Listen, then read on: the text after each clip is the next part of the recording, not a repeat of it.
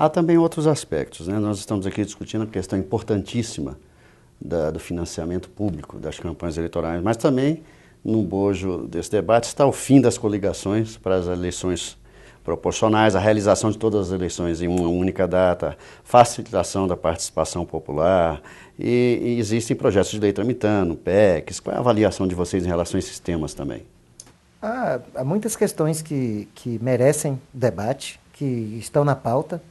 Algumas não são tão simpáticas. Eu falo em meu nome porque o MCCE não emitiu pronunciamento sobre isso, mas eu particularmente sou contra a unificação das eleições por achar que ela não traz os méritos que anuncia e, pelo contrário, ela pode colocar em risco a isenção que hoje há, por exemplo, nas eleições presidenciais. Porque as eleições municipais elas são muito mal marcadas, num país como o nosso, pelo clientelismo, pela prática da política pequena, de troca de interesses. E isso pode contagiar as eleições presidenciais, já que os prefeitos se tornarão os mais importantes eleitores de massa do país. Então, são questões que têm que ser pensadas, no mínimo, antes de uma medida como essa. Mas há muitas coisas por fazer. Nós precisamos pensar em transparência no sistema eleitoral. Hoje nós votamos numa pessoa e elegemos outra. Aconteceu isso recentemente aí com um caso famoso de um artista, né, no estado de São Paulo, que levou com ele mais 3 ou 4 outros parlamentares e alguns entre eles talvez não fossem tão queridos assim pela sociedade. E então nós precisamos pensar nisso também. As coligações Embora nós tenhamos como central a discussão dos modelos de financiamento, porque nós entendemos que na base econômica da campanha está o segredo. Né? Mas não fecharemos os nossos olhos na nossa jornada para outros possíveis avanços. A OAB, especificamente, já fez algumas propostas ao Congresso Nacional nesses últimos anos. Uma delas você bem anuncia, que para a gente é muito importante, que é termos mecanismos mais eficazes de democracia direta. Acho que é preciso regulamentar mais o plebiscito, o referendo e a própria lei de iniciativa popular, que às vezes a população se mobiliza em milhões de requerimentos e o processo recebe a tramitação de uma lei comum, a lei ordinária. Deveria ter um peso muito maior por ser resultado da democracia participativa e não representativa. Então a gente quer modificar um pouco esse critério e criarmos, essa proposta já da ordem, a figura do recall, que é a possibilidade de nós cassarmos o mandato em curso daquele que trai o eleitor, que trai o impeachment popular. Acho que o Brasil precisa um pouco mais de democratizar esse sistema. Esse processo nós apresentamos e infelizmente, como os outros, perde-se vista e não traz a tônica. E quando você fala de unificar as eleições, eu acho que o Brasil aproveita muito pouco essa mobilização e essa expertise que tem, que se vangloria de ser o melhor sistema eleitoral do mundo, mais rápido. Acho que nós podíamos usar mais o processo eleitoral, como se faz nos Estados Unidos, para fazer as consultas populares. Já que a população vai às urnas, por que não consultá-las de alguns temas importantes para a nação? Acho que a gente usa muito pouco. A dificuldade que eu acho, e uma tem razão, quando você unifica a eleição, é que você vai polarizar um dos debates e os outros que são igualmente importantes não saem. Ou você polariza a presidência, ou você polariza o prefeito. Então, ao não polarizar quem é quem, você não constrói uma representação mais ideológica, mais próxima da cidadania. E eu acho que democracia a gente aprende também com a prática. É muito bom de 2 em 2 anos um partido se ver testado, um partido que está no governo estadual saber se a sua política chegou ao município, se eles fazem mais ou não representante. Para a democracia, essa renovação é importante. Questionar muito, você esperar 4 anos para ter que modificar, é muito pouco. De 2 em 2 anos você questiona as suas próprias políticas públicas. Eu acho, esse debate ainda não tem da unificação na OAB, mas a tendência é nós acharmos que esse sistema do país eficiente, um país que tem urnas eficientes, me parece que 2 em 2 anos não é muito para voltarmos a consultar a população e aproveitarmos, tornando mais prática a democracia direta, com o plebiscito, referendo e leis de iniciativa popular. E o que seria indicativo, assim, pontualmente na legislação eleitoral, para se conseguir uma maior transparência e mais competição em termos de igualdade entre os candidatos? Nós estamos ainda pensando qual será a ideia do movimento, né, e sobre uma eventual mudança do sistema eleitoral. mas algumas coisas nós sabemos. Nós estamos em completo desacordo com o modelo que nós temos. Esse sistema de lista aberta é, na verdade, um grande engodo.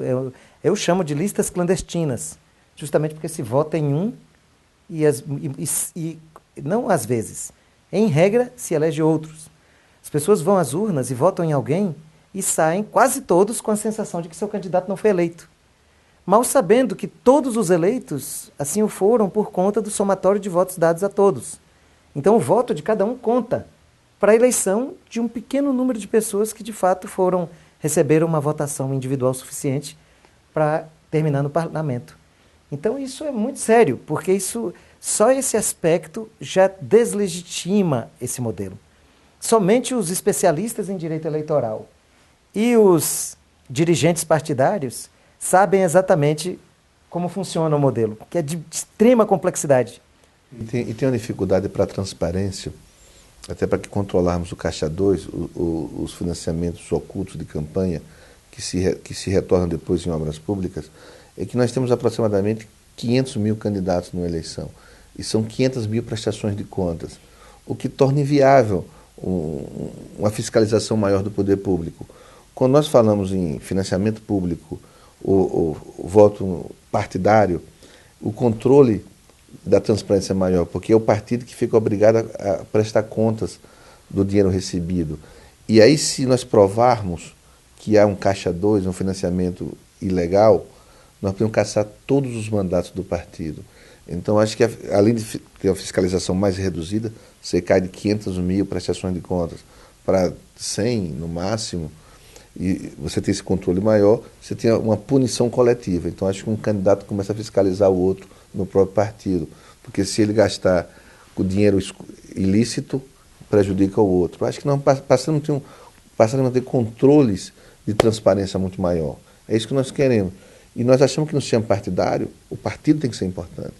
Não podemos mais ter partidos de aluguel que são criados tão somente para vender o espaço eleitoral, para vender legenda. Isso tem que acabar. Para participar do fundo. Do fundo partidário. Aliás, pressupõe no financiamento público de campanha regras claras de punição àqueles partidos que são criados para receber dinheiro do fundo. E acho que a população faz uma crítica correta. Eu fico desconfiado do financiamento público, porque eu vou financiar os corruptos que vai ficar com dinheiro nosso. Por isso que na nossa discussão há punições claras para aqueles que criam partidos apenas para ficar com dinheiro dos fundos partidários. E aí é um crime grave. César, ainda nessa fala última sua, a população às vezes também tem um certo receio, diz assim, poxa, o Fundo de Participação Partidária de 2012 chegou a perto de 300 milhões, foram 286 milhões e alguma coisa, né? Esse ano provavelmente passará dos 300. Pergunta à população, será que isso não seria melhor em merenda escolar, em escola, em hospitais? Como é que vocês responderiam essa pergunta da sociedade?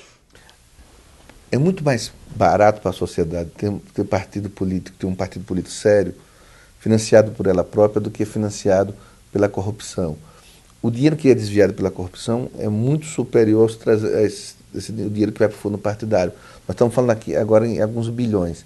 Nos últimos 10 anos, 5 empresas financiaram, com recursos próprios, 5 bilhões de reais, campanhas eleitorais.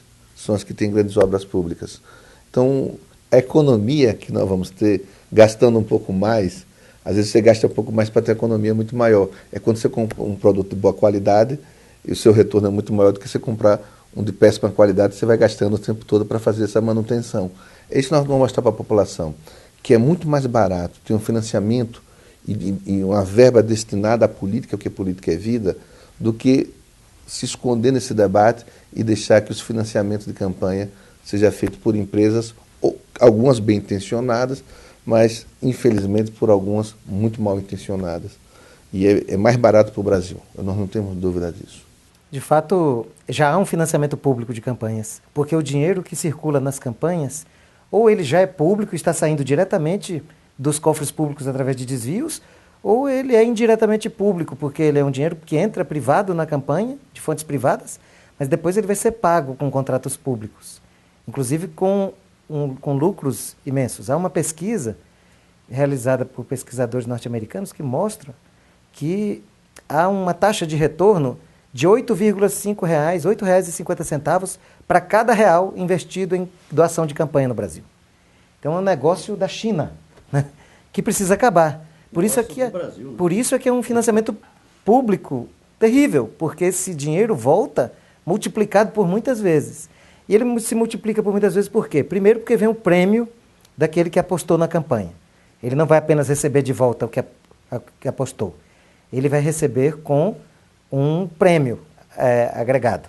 Além disso, já vem aí a antecipação da futura campanha, porque vem um superfaturamento para que o próprio político recupere diretamente junto à empresa uma parte daquele dinheiro do contrato que ele guardará para suas futuras campanhas.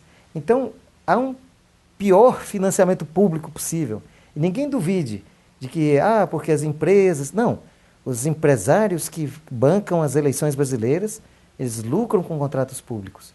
Então, ninguém faz isso em nome da democracia. E mesmo trabalhando com boa-fé, quando alguém vai se candidatar a deputado, você sabe bem mais do que eu, quanto custa uma eleição de um deputado? 3 milhões? 4 milhões? 5 milhões? Quem banca 6 milhões? Ele pode ter dos recursos próprios. Supor que ele tenha recursos próprios para bancar 6 milhões. Essa é uma pergunta que a gente faz em relação à democracia. Só aqueles que são nascidos em berços esplêndidos podem se candidatar? Aqueles que dispõem de 5 milhões podem se candidatar? Ou nós devemos pensar na democracia numa regra que todo cidadão possa se candidatar, pobre ou rico? O financiamento público de campanha vai permitir que o pobre se candidate em igualdade de condições, com paridade de armas. Isso é que é democracia. E eu não tenho dúvida que quando nós colocarmos esses argumentos, de mostrarmos que a população pode efetivamente ter seu representante, alguém que nasce, que mora ao seu lado, que o financiamento vai dar essa igualdade, nós vamos convencer a população. E todos essas coisas que vão colocando, que nós vamos dar mais dinheiro para corrupto, nós vamos derrubar. Porque, repito, política é vida, não é politicagem. O sistema atual aqui faz a separação, porque ele favorece a politicagem e não a política. Ainda para reforçar e clarear esse debate, né? Votar só no candidato ou votar só no partido? O voto em lista é um voto que a OAB tem defendido, porque ele valoriza o partido e facilita a prestação de contas, facilita que um fiscalize o outro. Essa é uma proposta que tem sido defendida, pode parecer antipática, mas alguém fez uma pergunta que nos convenceu na OAB. No sistema atual, como têm sido feitas as renovações políticas? Quem são os candidatos atuais? Os filhos, os secretários de Estado, os secretários de Fazenda. Não há renovação. Hoje o caciquismo, nessa votação aberta, é que tem imperado nas sucessões e nas renovações partidárias. O voto em lista, o partido vai ter que escolher alguém muito bom para integrar a lista, porque senão você não vai votar. Ele não vai botar o bom candidato em quinto. Eu vou votar nesse para não eleger. Então ele vai ter que botar os bons candidatos para que atraiam na sua lista. E aí os bons candidatos passam a ter uma chance maior, até porque a fiscalização e a visibilidade vai ser maior. Os partidos crescem, eu não tenho dúvida nenhuma que a proposta mais democrática, embora cause estranheza, mas o novo causa estranheza. A gente não tem medo do novo. O movimento de combate à corrupção eleitoral ainda está decidindo sobre que sistema eleitoral defender, apontar para a sociedade. Há pessoas no movimento que defendem, organizações como a OAB, que já tem uma postura sobre financiamento público, ou sobre a lista fechada, mas há também outras propostas. Particularmente, eu quero ainda, estou aberto a pensar um mecanismo que possa, com as vantagens da lista fechada, e a maior delas é o fortalecimento das estruturas partidárias, porque não há democracia que sobreviva sem partidos políticos com uma ideologia definida, com um programa definido. Isso nos falta no Brasil. O Brasil quer sentar na mesa das grandes nações e precisa resolver esses déficits, se quiser fazer isso. Para isso nós precisamos fortalecer o partido político. Isso é verdade. Agora, talvez não seja o único caminho a lista fechada. Estamos em debate, finalizando esses debates, e logo, logo nós, enquanto movimento, apresentaremos... A nossa proposta é flexível, né? Lista fechada no sistema belga. Apresenta-se a lista e o candidato pode modificar um pouco a ordem da lista apresentada pelo partido. É um sistema meio mesclado.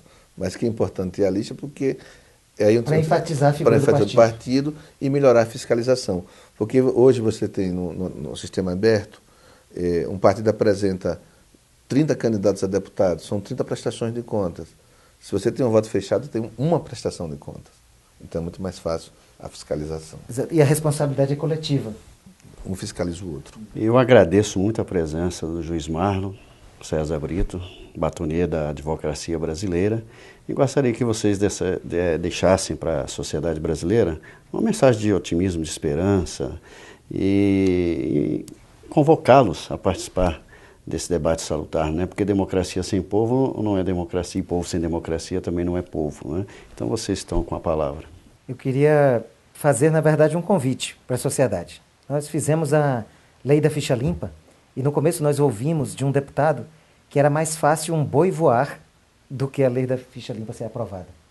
Nós tivemos que passar por esse tipo de sabor no Congresso e vencemos. O boi voou. Né, César? E o convite que eu deixo é que em breve vocês receberão por e-mail, ou no Twitter, ou no Facebook, ou verão pela televisão, ou verão no jornal, um convite para participar da campanha Eleições Limpas, através da qual nós vamos coletar milhões de assinaturas para mudar o sistema eleitoral brasileiro. E eu peço a vocês já viram o exemplo, nós conseguimos com a lei da ficha limpa. Assinem novamente, peçam para os seus colegas assinarem, para os seus colegas de trabalho, estudantes, alunos, vizinhos, e só uma unidade sem precedente da sociedade brasileira na sua base, só um movimento realmente de baixo para cima fará com que nós aprovemos a mais difícil lei de iniciativa popular já apresentada, mas também a mais necessária, a mudança do sistema eleitoral brasileiro. E participem da campanha Eleições Limpas que está prestes a ser lançada. Olha, em 1984, nós saímos às ruas com um sonho. Queremos eleições diretas já. Mobilizamos milhões de cidadãos brasileiros. O Congresso não nos acatou. Logo a seguir, derrubamos o candidato da ditadura militar. A mobilização serviu para isso. Em função dessa mobilização, fizemos a Assembleia Nacional Constituinte, que trouxe para o Brasil uma Constituição cidadã, povo nas ruas. Quando nós conversamos, logo numa outra discussão do impeachment do presidente Collor, também as pessoas diziam, não vai dar certo, no Brasil ninguém é afastado. O povo foi às ruas e trouxe um instrumento popular que era o impeachment. Afastamos o presidente da República. Na lei de iniciativa popular das compras dos votos, mesma questão. O povo foi às ruas. Ficha limpa, o povo foi às ruas. Então, qual é a mensagem disso tudo? Povo nas ruas. Se nós acreditarmos em nós mesmos, como quis a Constituição e quer a Constituição, e nos mostra a história, nós não temos dúvida nenhuma. Nós vamos fazer com que o Brasil efetivamente tenhamos eleições limpas. E eleições limpas significa apostar que o povo não é apenas o destinatário de uma norma. O povo é a razão de ser da democracia. O povo ditando o que pensa. Eu não tenho dúvida, nós somos otimistas nisso aí. Nós não temos dúvida nenhuma que essa lei vai pegar. É difícil? É difícil. Mas a vida não é feita de coisas fáceis. O fácil no passado era morar nas cavernas, porque o outro lado era o lado do medo, das assombrações. Saímos das cavernas e mostramos que o mundo é o que é hoje. Agradeço a presença de vocês. O Sindileges vai continuar a serviço do Brasil, defendendo o aprofundamento e a qualificação dos debates que interessam à cidadania, à democracia e, desde já, falamos eleições limpas já. O próximo programa trataremos de um tema conexo, que é uma emenda constitucional que tramita no Congresso Nacional, que quer impor a mordaça no Ministério Público, situação essa com a qual nenhum brasileiro, nenhum cidadão pode concordar. Então sejam bem-vindos para os próximos programas. Um abraço a todos.